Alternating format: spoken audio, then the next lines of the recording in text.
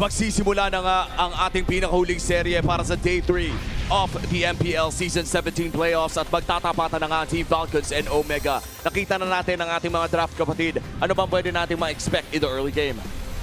Tingin ko yung Phobius and the Glue ay napakasakit na nakaharapin dito. Sabihin na natin walang utility jungler and they just went for the Harley. Parang yung damage output coming out from Omega ay kapag napasama ka talaga, even if you're the Fredrin, mabibigyan ka talaga. Siguro si Flap yung maganda lang yung early game dito. So I think Omega in the early stages, lalo na first turtle, they have the advantage. Oo, let's see no, kung magpapatuloy ba na ganun ang itsura as we head on to a short, actually, poke session dito sa mid lane. And buti nga no, nasabi mo na napakasakit nga naman talaga kalaban ng isang Glue dahil kapaliktaran naman yung para sa Marcel na medyo manageable pa kapag simula pa lamang. Early game. Oo, yung Marcel na mapansin ko third turtle talaga yung pinaka-power spike. Pag maganda na yung game mo ng second turtle pa lang as na Marcel, it means that overall as a team, maganda yung game ninyo. And it's almost counted na parang hindi ka malakas sa first turtle. Oo. Sa ngayon, nakikita naman natin na yung Team Falcons very chill lang din kasi alam nga nila yung pagkukulang nila doon sa early game. So hindi rin talaga sila nakikipagsabayan. Ang ganda nung Valentine na pick up ni Mingwin para sa Omega. Uy. And there you go, off-cam kill. Nabigyan kagad si Haji dito. Laking disadvantage for the upcoming turtle fight. At binigla ata ito ni Perksiva no, dahil nagamit din ang flicker ng Glue na ito. At ang dami ata mga minion waves na mawawala. Siguro dalawa din yung makakain ng Torre. Oo, Ay, nakabis siya ng isa. Umabot. Nahawakan ni Ogwin at least. Pero, laking advantage siya sa isang Valentina. Tandaan, kapag nakakuha ng level advantage ng Valentina, ang hirap pigilan yan because of the natural passive coming out from this hero.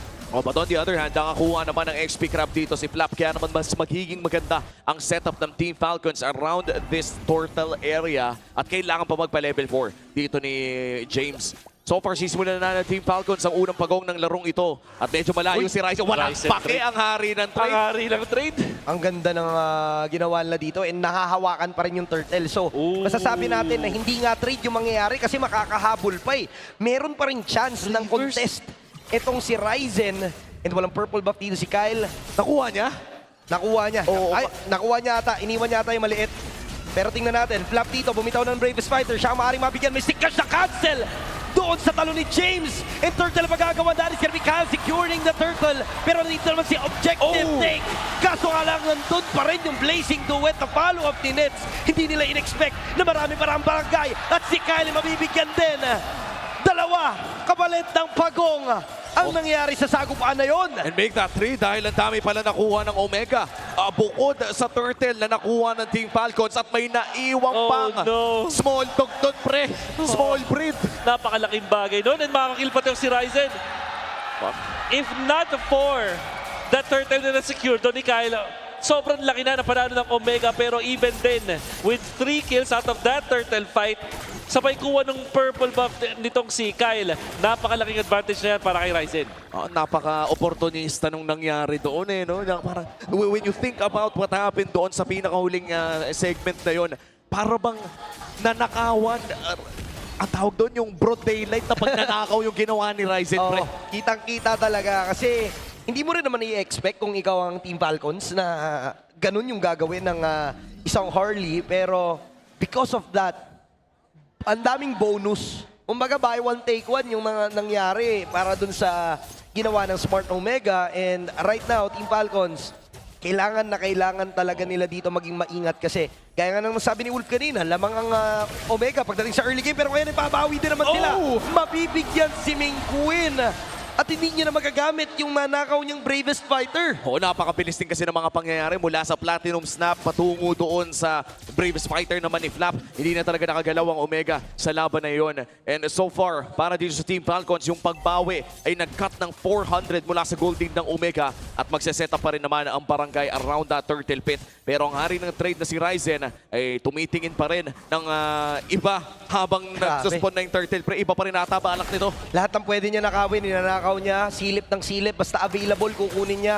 Tapos dinedelay lang ng kanyang mga teammates yung pag-take doon sa main objective. And right now, yung main objective na yon ay yung pagong. And si Perksiva talagang dinidikitan lang.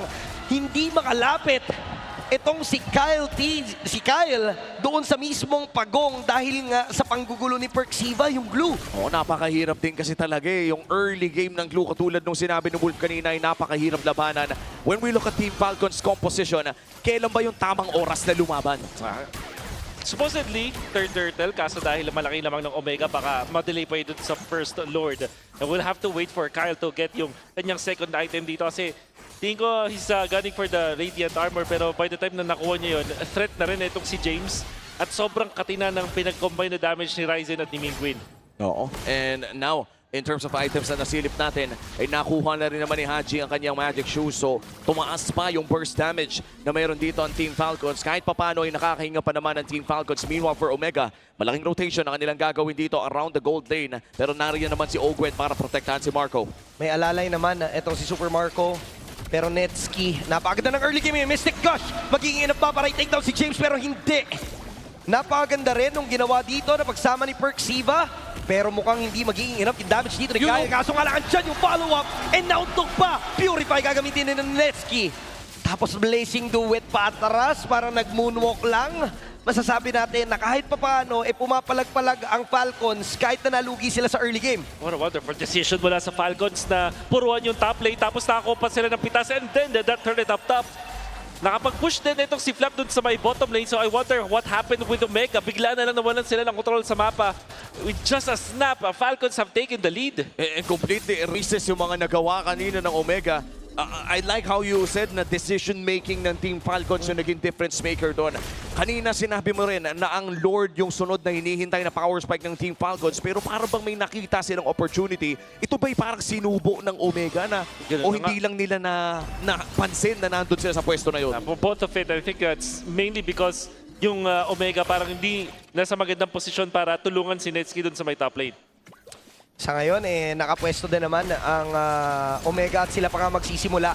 Si Ogwen dito napipilitang umatras. Deadly Magic binitawan na, so pwede pa rin makipagsabayan. Pero talon lang ng talon si James. Hindi magawang umapit dito ni Kyle, pero kill naman ang kanilang magiging goal. James, walang sawang pagtatakdak and golden hour ang gagamitin dito ng Falcons para mapigilan. Pero may SOD pa. Andun din naman yung tulak. Blazing Duet, makakancel pa dito ni Kyle. And talaga naman magiging disaster to para sa support Omega dahil walang magiging casualty sa side ng Team Falcons. At talaga namang ang mangyayari dito ay clean wipeout.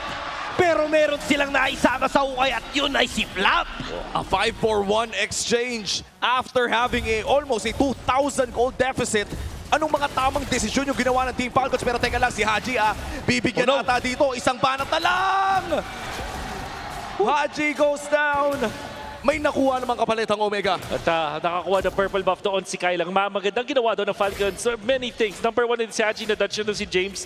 Tama yung timing niya ng flicker doon sa gustong gamitin ng passive. Kabila from James na imbes na kubagat doon kay Haji, dahil sa tamang timing niya nung pag-out doon, napunta doon sa kanyang kakampi. So, additionally, ang nakita natin din doon na naprotektahan itong si Super Marco with the jump coming out from Netski being countered totally by Ogwen's ultimate. Napakagandang golden hour noon na may nakabang na Appraiser's Life na coming out from Kyle. Although hindi nila nakuha talaga yung action na damage coming out from the from that ultimate Appraiser's Life. Pero may follow-up kasi agad doon coming out from Kyle. Kaya yung golden hour nag-set up ng kills na yun. Tsaka yung SOD na kumapit mula kay Super Marco na talagang nagbigay ng malaking advantage dito sa Team Falcons. Pero hindi pa naman ito yung gold lead na wala ng pag-asa pa. Silipin natin ang ating Infinix in-game equipment. Halos 1,000 na pala ang nilamang ni Super Marco.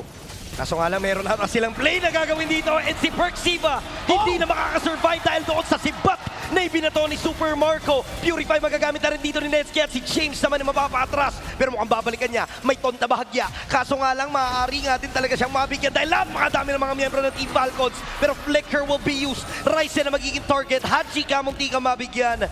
The Appraiser's Wrath will not connect pero this will give Falcons the advantage para sa upcoming Lord because of that pick-off. At saka tumatapang na ang Team Falcons. Nakakahanap na sila ng mga pick-offs na talagang napepuwersa ang Omega na dumipensa. Alam mo yung nagagalingan ako dito sa Falcons, ang galing nila mag-force ng spell. Like dun sa top lane na force nila yung spell doon ni Netski and this time in the middle. The Lord fight na walang purify itong si Netski at wala ring ultimate. Medyo lugi dito ang Omega. They really have to be crafty with this. Lord Dance malala. Kanya-kanya munang pull. Kanya-kanyang reset.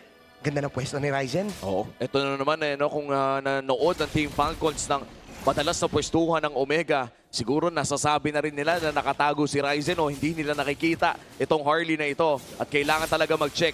Si Flap ata ang nakatoka at Yun. siya rin ang mabibigyan ng Deadly Magic ni Retry ni Kyle. Talagang hahabulin ni Kyle. Ang Pacer Slot, lahat ibubuhos na nila. The moment na nakita si Ryzen, ibinigay nila lahat ng meron sila. Bravest Fighter ko-connecta. Pero sino kaya magiging next target? Densky dito, nabigyan ng Mystic Gush. E tuloy pa rin talaga sa pag-create ito si Super Marco. 4 ang tutumba mula sa side ng Smart Omega and si Minkwin ang matitira. Habulin siya ng 4 na mga miyembro habang iso-solo lord na ito ni Kyle. At ang daming makukuha doon ng Team Falcons. Itutuloy ang Lord, itutuloy ang dalawang torre sa gitna. At baka nga gusto pa nilang kunin itong inhibitor turret. Kaso nga lang, may Holy Shields pa. Pinapakitaan tayo ng classic na utility gameplay coming out from Falcons, the way that utilizing their box at yung control nila doon sa kanilang carry, which in this case is the Moskov. Falcons are showing vintage style na box strategy with this utility thread rin, yung napaka-oppressive na kapag nakakuha sila ng isang pick-off, kahit gano'ng kalaki yung laman ng kalaban na turn around nila, tapos hindi nila binibigyan ng farm. Napako na ang Omega sa 5.9k gold lead ng Falcons ngayon. At saka yung decisiveness ni Kyle doon kanina, the moment na natangke na ni Flap yung Deadly Magic ni Retry. Actually, yun yung medyo kinabahan ako may Lord na available. At ni Retry nang walang dalawang isip, yung jungler ng kalaban na tinuloy-tuloy na. Ibig sabihin lang nun, ang plano nila all along is to kill dito si Ryzen at hindi yung Lord talaga totally. Kasi pag napatay mo nga naman na yun, wala na rin retry holder yung kabila. So ano pa yung contest na magaganap kung mauubos mo lahat ng mga miyembro? And now, kumakatok na sila sa base ng Smart Omega. Maaari nila mabasag tong inhibitor turret na to and they will be successful. Pero napaganda ng depensa ng Smart Omega on the side lanes. Pero sumabog. Uy, napatawid! Oo. Yung Lord, so yung Holy Shield na pop on the top side. Oo, tsaka ibig sabihin nun, mas mabilis sila makakadepensa pero wala na ata silang choice dito sa may bantang ibaba. Wala na ring Holy Shields, nag-expire na rin. Papasok si Flap, mahanap si Burr! Mystic Gush, sobrang sakto. Napakagandang angulo na magmumula kay KDA Machine. Pero dedepensa sila, Golden Hour. So hindi rin naman magagamit kagad. Yung SOD! At habang yung SOD, maaaring kumalaw dito si Super Marco. Flicker coming in from Minkwin will not be enough to escape in the hands of Super Marco. And ubos na ang lahat ng mga possible na ibitaw ng Smart Omega. Magpupush pa yung Falcon sa top. Binigay ng Omega lahat. Binuha sila ng Wait! Bubuhos na talaga sila sa base. Mystic Gush na naman. Literal na bitaw. Kung bitaw, walang pagtitipid na magmumula sa Team Falcons. At pilit dedepensa ang dalawang miyembro. Ngunit may mga minions na kasama. At maaari nga nilang